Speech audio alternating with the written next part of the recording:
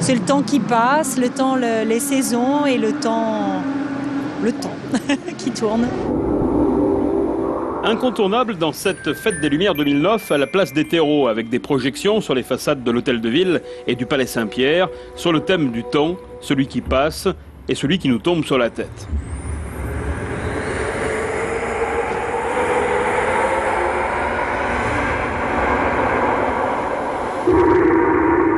Dans un premier temps, on a un élément déclencheur, c'est un personnage qui rentre et qui tape sur la façade pour la briser. Donc il a une action par rapport à tout ça, il provoque un événement. Et il y en a d'autres qui passent impassibles avec des parapluies et qui sont totalement insensibles à ce qui se passe. La façade fond, il pleut, elle se remplit d'eau, en fait ils en ont rien à faire. Les bâtisseurs de cathédrales s'invitent sur la primatiale Saint-Jean. Équerre, compas, crayon, l'édifice se dessine avant de se construire, avec un final à ne pas manquer.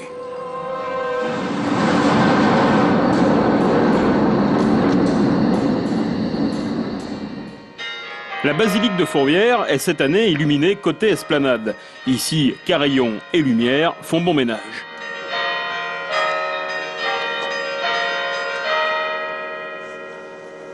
Le thème choisi, c'est un peu des tableaux de peinture classique, cubisme, abstrait, contemporain.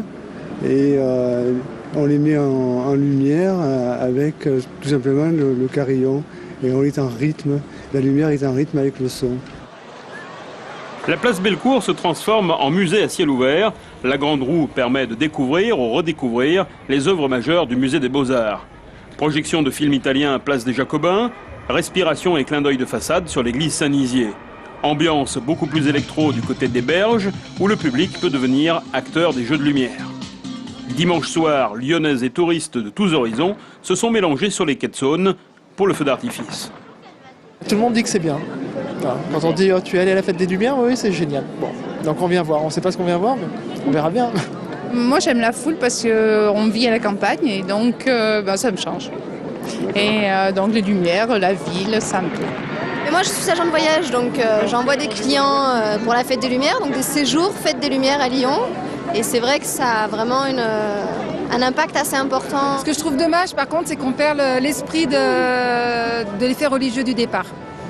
Tout ce qui est luminion, on le perd ça, de moins en moins. La réputation de la fête des Lumières a largement dépassé les frontières de la région. La plus grande affluence est attendue pour mardi, le 8 décembre.